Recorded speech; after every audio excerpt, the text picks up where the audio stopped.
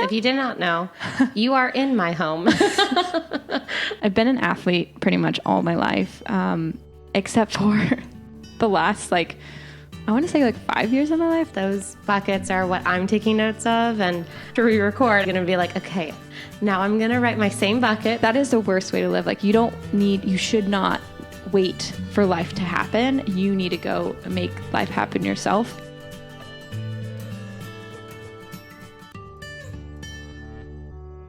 Hi, everybody. Hi, welcome back. Welcome back to Chasing Me Podcast. We're happy to have you. Yeah, we are so happy to be back. And this week's episode, we are going to be reflecting and reviewing our goals for 2023 because I told Alex, I was like, you realize it's June, right? This is 6 months into 2023. It's crazy. Time is flying by. So I thought it'd be great for us to take a moment, recap the first 6 months of 2023 and do any kind of resetting we might need to do for the remainder of the year to make it as successful as possible. So, and here we are. I'm excited to hear what she has to say. Despite doing this, consecutively, I think that we don't really check in about these things. So this is exciting stuff. Well, like normal people, we're still humans where it's like we make a list at the beginning of the year and we're like, I'm going to do this, I'm going to do that. And then 3 months in, you're like scratched all of that. Just everything's gone out the window. But I think it's hard to juggle everything. Didn't we say that before? It's like spreading the light on certain situations, like for that tree. I think it was in the last episode. And it's hard to do. So I can say for a fact that I have not completed or made any progress towards some of my goals. But I mean, I think I mentioned it in a previous episode where I've broken them out by quote unquote categories. And there's some that I really haven't started, but I'm now ready to start. Mm-hmm. And I think that's what's important is that, I've kind of, at the beginning of the year, I outlined what would be nice, my starting point, and then where I'm ending. But I was trying this year not to put too much pressure on doing all the things all at once. So I like that. So remind us, what are the categories? Okay. So my main categories is home and living, where you live and how you live. Obviously finances, my career, partners and relationships. So my relationships between my family and friends.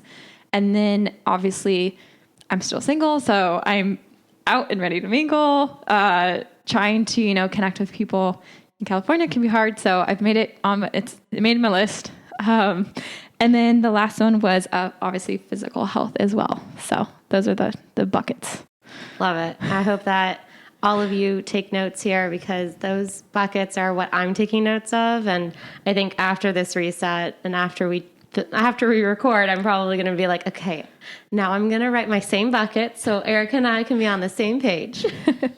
I just found those to be the most important. They're the biggest in what I would consume, or I would assume everybody's life. It's what I find the most value in to have a great life, have a great connection with. We talked about vulnerability a couple episodes ago, those deeper connections. And it sounds hard it's not something that you can really place a number to, you can't quantify it. But that doesn't mean it shouldn't be on my list because I can develop myself. It's like personal growth. You don't notice you're growing as a person until an experience that you typically would have freaked out about is a little easier. Do you know what I mean? And I think also though, like you mentioned, it's like those 6 areas are things that just kind of change happens to you, not from you in most cases. And I think what the point of writing them down is for it to be more intentional so that change, you have more control over it, which then leads you to that life, to your why, and it affects all of those situations so that you can make that progress and the things that happen to you don't derail you from maybe your end all goal. So I find it very motivational when you bring it up because it's something that is not conscious enough. It's more subconscious, I think. because it's not top of mind every single day. You're not waking up checking off your list of 6 things of like the major things you want for your year.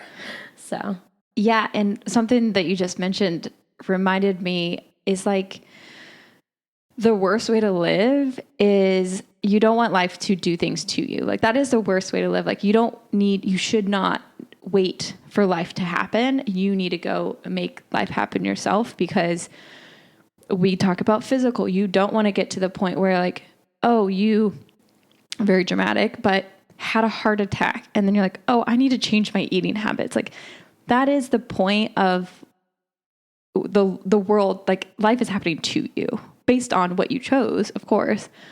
But don't wait for those things to happen. But I find that sometimes when I find that arena the hardest place to work though, because you don't have this thing that's the doctor tells you, you're sick. Okay, I need to change. It's like forcing you into change. Finding the will to change, I applaud people for that. And sometimes it's the hardest step to make when it's not being forced upon you. So where are your goals currently? I guess let's walk through the first one and... Yeah, we're going to bounce this kind of back and forth. So I hope the structure makes sense. But so first one was home and living. So where do I live and how am I living?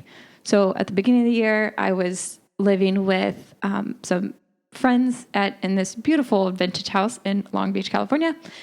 But something that I've achieved thus far is moving into a place by myself, which I love. I love my new place. It's me. It's everything I kind of wanted. And so I've already changed that. That was the biggest one. And for some reason I decided to do that immediately when I got back in January. So I kind of hit the ground running early in my year with that one. But then living, I found myself living very passively, and I wanted to have more of a fulfilled life. And that's very obscure, but I think there's a lot of things in my other goals that like level up to it to help me live more of a fulfilled life. So those are mine. So I know home, you've lived here for 3 years. If you did not know, you are in my home. If you're watching us on YouTube, you get to see my beautiful couch and the lack thereof artwork behind me. It will happen. I promise. We'll work. Goal. It is a goal. We'll work on the artwork.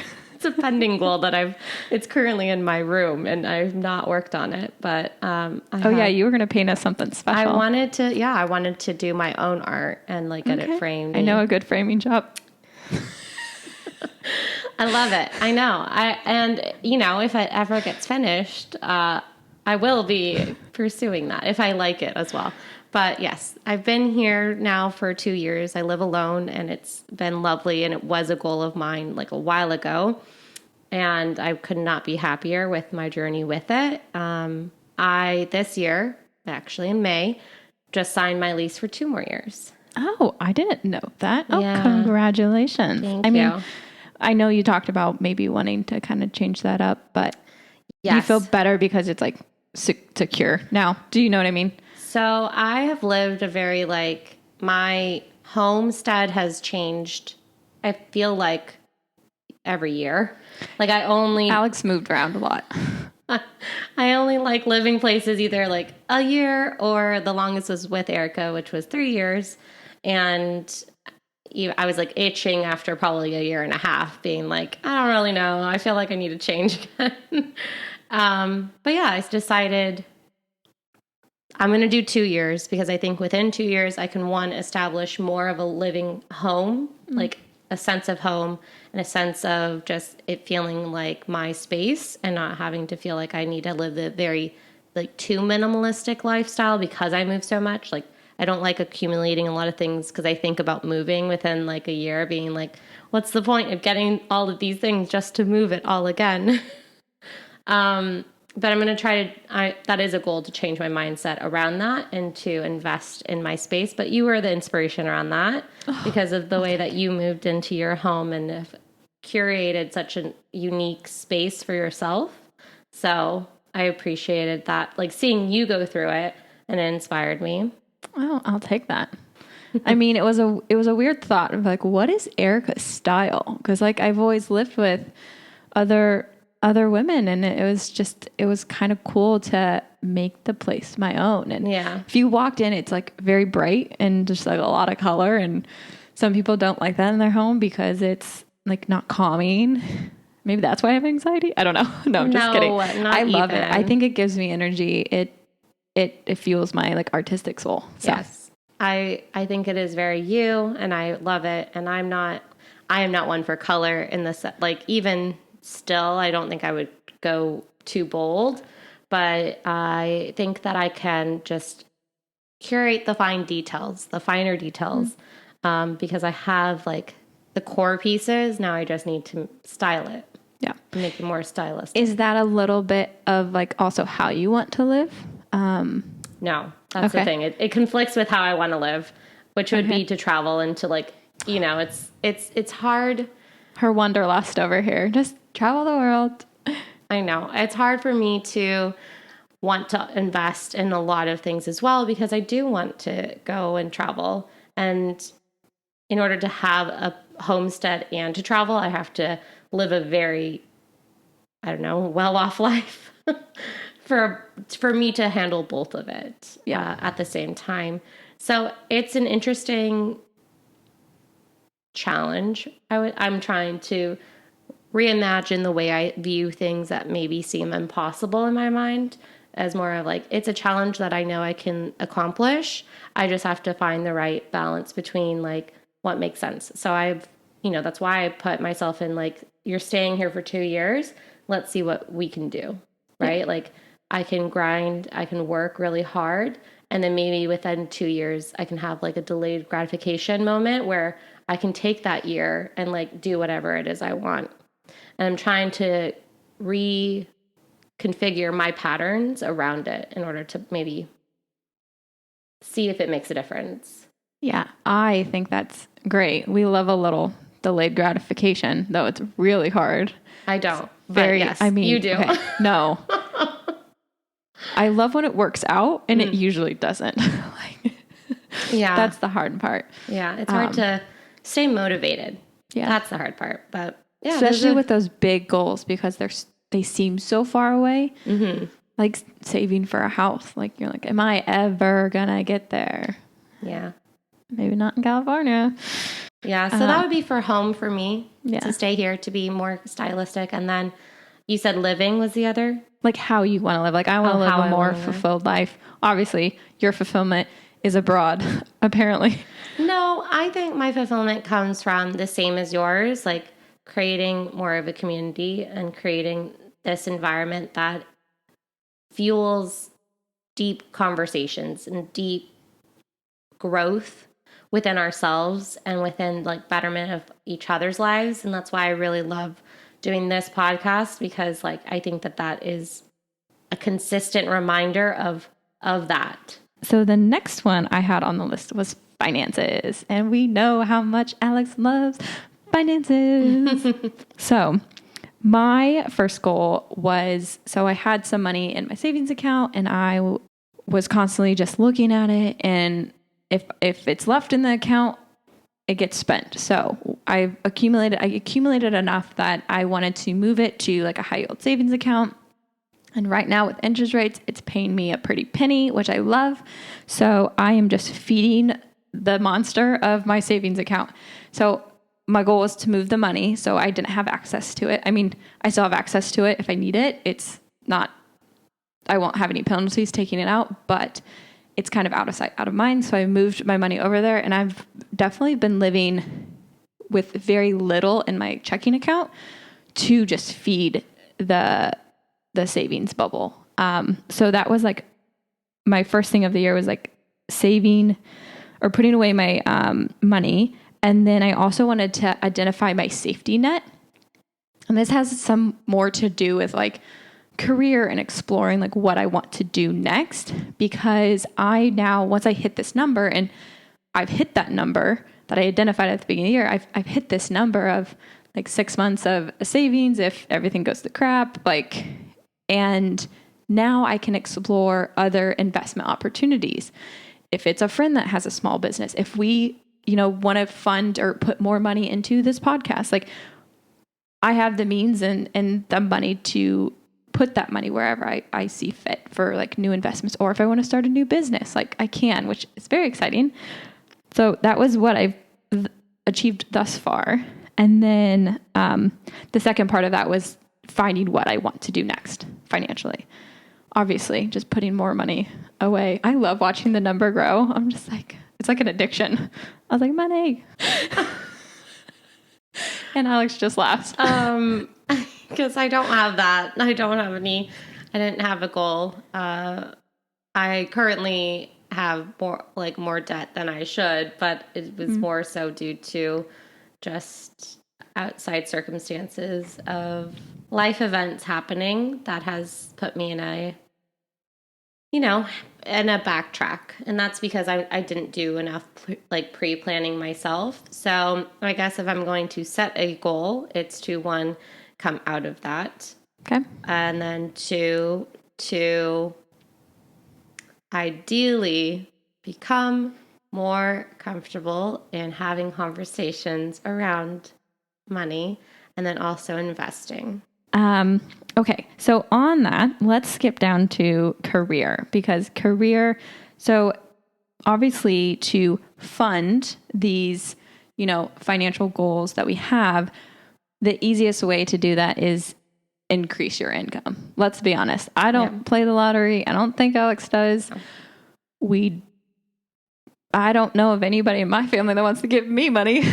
So the only way to do that for us is to increase our income. Yeah. And with our careers, I know with my career, I've been at the company I'm at for 4 years.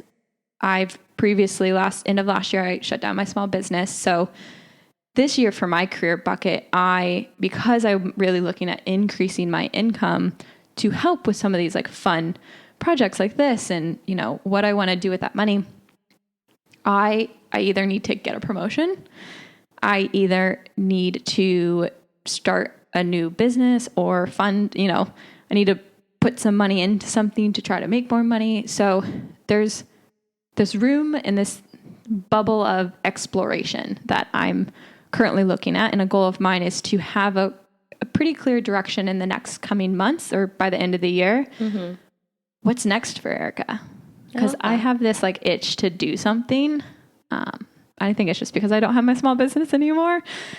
And I see, the friends doing big things and I just get inspired and I'm like, what's next for Erica? So outside of the podcast, obviously, for career, I'm thinking like, what is next for me to help with thus the financial goal to increase my income?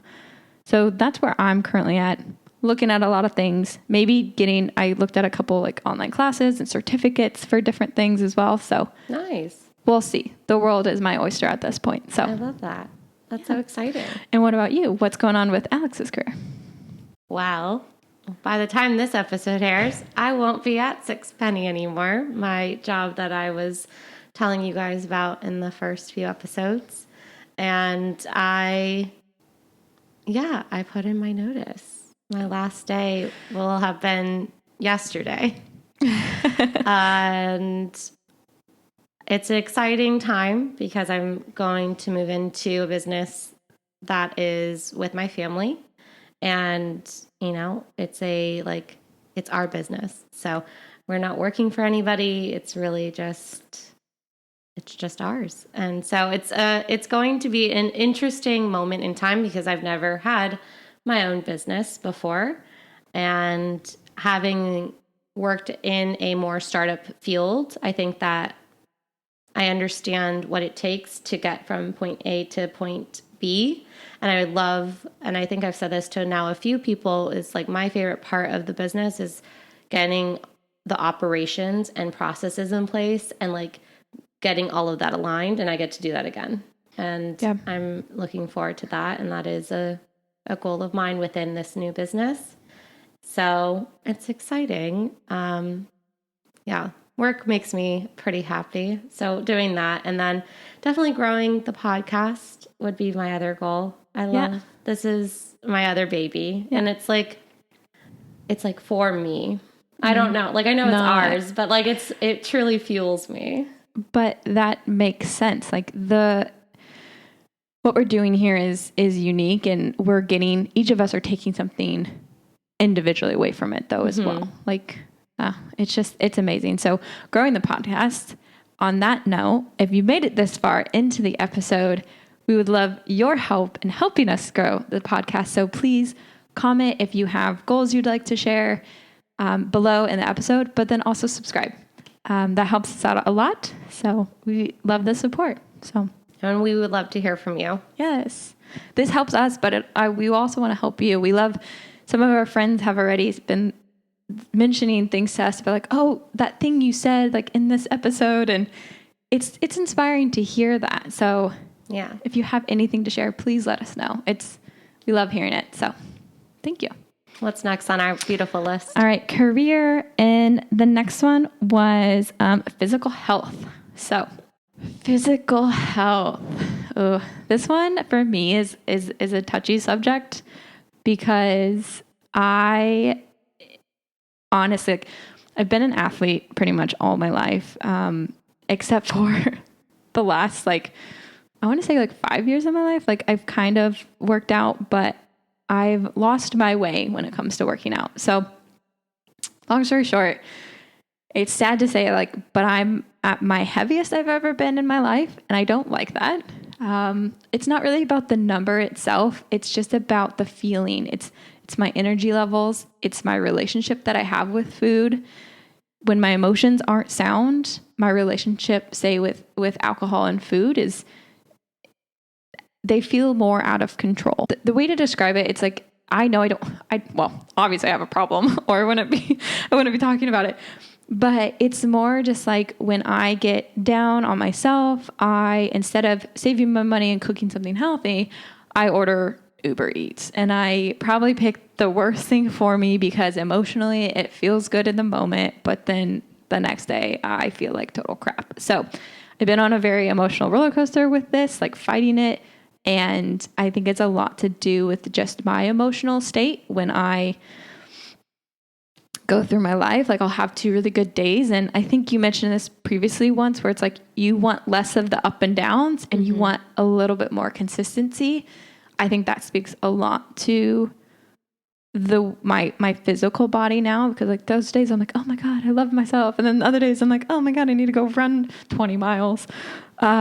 So yeah, I'm unfortunately at the heaviest I've ever been. I actually just went shopping this last weekend, because my jeans don't really fit anymore. And these are new jeans.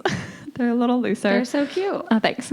But yeah, it doesn't make me feel good. And I want the energy when I wake up, and I want to have a good relationship with food. And it's usually like, I'll have a beer, I'll have a drink. And then it's like, then I make bad eating choices, and I snack, and I do the things, and it's like, why? So yeah. When it comes to physical health, we actually signed up for a half marathon to help curb this a little bit. We signed up for a half marathon in October. It's the Long Beach half marathon. I've run half marathons before. So for me, the training, like, we have started to run. The training will eventually kick in for me. I don't know about Alex, but you did cross country when you were younger. So I would hope those would come. I know how to keep a good pace. That I do know. Yeah, I think it's more about being consistent, not having somebody there to train you is like the difference, right? Like, there's no, like, you have to show up for yourself. And that's the hardest thing to do when you're feeling low, is showing up for yourself. And just changing that mindset is going to be one of the harder things. But I think with me no longer being at the job that I'm at, and then being able to focus on maybe less things all at once, is going to allow me to have more mental space within it. And I'm hoping my goal within the next 6 months of the year, because that's crazy to say, is to understand that, like, it's okay to change my day to day and to do the hard thing, because, like, I know that it will get better, and it's going to be for the better. And just reminding myself consistently, like, don't revert back, because it's easier to stay there, but it's going to be better for you to not. Yeah.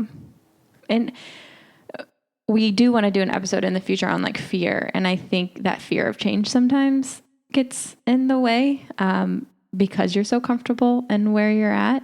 Yeah. But I also like what you said about like relationship with food. I think I also have like a poor relationship with food, and I don't choose the right things. Like I really love healthy food. Yeah, I love healthy food, but I overconsume. And that's my like downfall with like a lot of, I think, an emotional state is that I overconsume food when I am stressed. And a lot of people like don't eat, and I do eat when I'm stressed. I think the majority do eat. There's not very many that don't. A lot of people don't eat when they're stressed. I mean, like they can't like eat. I don't know. I do know. There's a difference, I guess, for me. It's like when I'm busy getting things done, like I will forget. I honestly will forget to eat, but I definitely make up for it later on, like in the evening or whatever, because it's like I'm out of the work section of the day, and then I'm into like the leisure, and then that stress pulls over, and it's just like it's like an endless cycle. I don't know if that's how it is for you, but I eat when I'm bored, and then I eat when I'm stressed, and then I eat when I'm not really hungry, but like trying to fill a void of some sort. Like I think I just like, instead of choosing to like go for a walk or have water, like I'll just like munch or something, right? Like those two things I know will help me. Yeah. I just don't do. Also, I have a poor routine when I've been working from home all the time, because like I get lazy where I'm just like, I don't want to, I don't know, put on a bra and go outside. Like, I don't have to. I'm like, no, we've all had those thoughts since working from home. I'm like, a walk sounds great, but I have to put on clothes and like don't look like I just, rolled out of bed in the middle of the day. Came out of like some cave somewhere. Yeah, not great. So my relationship to food also deals with the fact that like, like I'm in a mental low point where I'm like, oh, that just seems like a lot. It takes a lot of effort. It takes a lot of energy. Yeah. And being able to get past that is a goal of mine so I can have that more even level. And then also, like you said, like, so I can enjoy it. Like, I know I do enjoy the feeling of working out after. Like, I remember having that feeling, but I'm more of like an activity-based type of athlete, if you want to call it an athlete. I like things to do. That's who I am. I think it's consistent in my day-to-day life too. Yeah. Yeah, I would probably agree with that. All right, physical health. So we'll keep you posted on this half marathon thing. Shout out to my sister who's also coming down to Long Beach to run it with us. You will be my motivation and my drive to stay up with you because she runs very fast. I did pull my old half marathon time. Oh, nice. So technically my physical health goal is just to beat my time, which was 1:47:12, and that was back in 2018. That's a fast pace though. It's about I would say an 8-minute average. Yeah. Per mile. I'm just trying to hit 2. Yeah. 2 hours. Yeah. I feel like that's a great goal for someone who's never done a full half marathon before. I think it's feasible. Like I think I can run an average of 10 minutes per mile. Yeah. Pretty consistent. We'll keep you posted on how that goes. And last but not least on my list was partner and relationships. Oh, yes. So we can briefly go through this one because partners really is just, for me, is the diving deeper into all my relationships with like my family and my friends, and really, like we talked about a couple weeks ago, opening up that sense of vulnerability you have with people and just presenting the most true and authentic Erica that I can, and really try, because sometimes I feel like I hide some things, we all do, but it's just being aware of it and trying to change that and just showing up for my people. So I think that's more my relationship side, but then also like the whole being single thing still in LA. which sucks. But trying to go on dates, get out there, meet new people. I do have an update, I guess. I did go on a date with the gentleman that I asked out from the framing shop. So we've been on a couple dates now. Woo, exciting.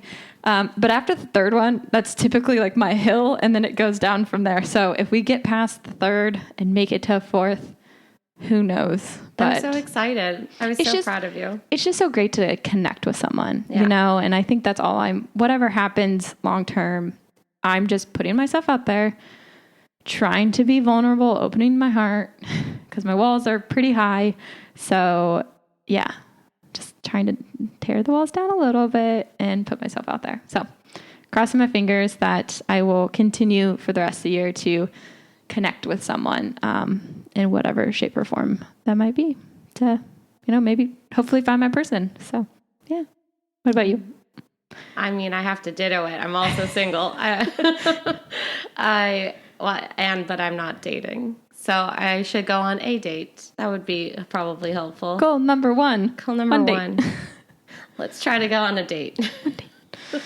Yeah, I think as far as relationships and dating, finding people that have similar interests is what I'm going to hopefully try and pursue.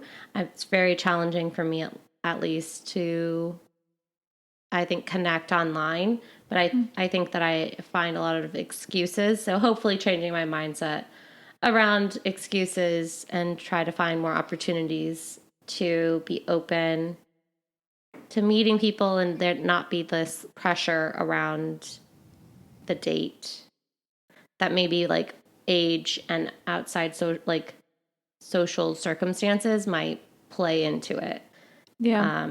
Being the age that we are, I think people are like, oh, you're either very serious or you're not serious at all. And it feels like the middle ground tends to be a little harder. So I'm going to try to change my mindset around dating, and that it's okay just to meet people and connect with people. It is. I do like it when we go out, but I just can't do it intentionally on an app. And I think that's the problem. The going out is not like, you're not intentionally there to date someone. Do you know what I mean? You are out. I know, but I'm good at connecting with people when I'm out. We're frolicking with some drinks and, having conversations, but no one starts a conversation in the bar with the intent to like, oh, I might date this person. The intention there is not really there. It's true. Yeah, something could come up, like something could lead into something else, but no one's going. They're just. It's not intentional. Yeah. It's not like sitting down on this couch being like, let's have a conversation about you. Yeah, exactly. So just missing the intention part. Yeah. Just the biggest factor. The biggest factor of what makes a date a date. Yeah, yes. I know. I recognize that at least. I'm just checking. I mean, I never said I was perfect. I clearly want to focus on the things that are easiest in my life right now. And you're doing something. Not have to worry about other people. Yeah. No, that's fair. Okay. We will move on from that one. But so yeah, home living, finances, partner relationship, physical health, and career. Those were the ones that we just kind of went through. Yes. I wrote down my overall, again, was kind of, so increasing my income, figuring out career-wise, what I want to do next. Yes. Deepening my relationships with friends, family, and everybody else. And then obviously I want to crush my 1:47 and my half marathon time. And honestly, I believe that if I can hit that time, my habits will just have to change. I don't really, besides maybe body fat percentage, I'm never really big on the number of the scale. I'm more just how I feel. But if I have a goal, I remember when I trained for my marathon, I lost weight and it was effortless because I didn't change how much I was eating. And I was just fueling my body. It just happens. So I'm crossing my fingers. It kind of happens that way as well. But yeah, those are my big bucket items. I'm excited to see where we're at in the next 6 months. I have faith that we will crush all of these. We will keep each other accountable. Yes. We will hopefully, if you want to share any of your goals, let's all keep each other accountable, because what we talked about before this was, this sense of not letting people down. And sometimes if you have that partner or someone who is kind of keeping you accountable for these goals you set, it's helpful. Yeah, accountability without partners. Judgment. Yeah. There's no judgment here. No. If you don't keep it, it's okay, but we're here to help you as much as we're here to help each other. Yeah, but it's like there's like 5-6 things we listed off. If I hit 3 of them, good for us. Like, do you know what I mean? Like, there's no pressure to hit them all. If you hit one or no, or just make a little progress towards all of them, like, you're still winning at the end of the day. So exactly. Yeah. Well, I appreciate you listening to our goals, and obviously we're posting every single week. Again, please subscribe if you haven't yet. Leave us comments. We would love to hear from you, and you can find us on obviously YouTube, Spotify, and then Instagram as well. Thank you guys so much. Bye. Bye.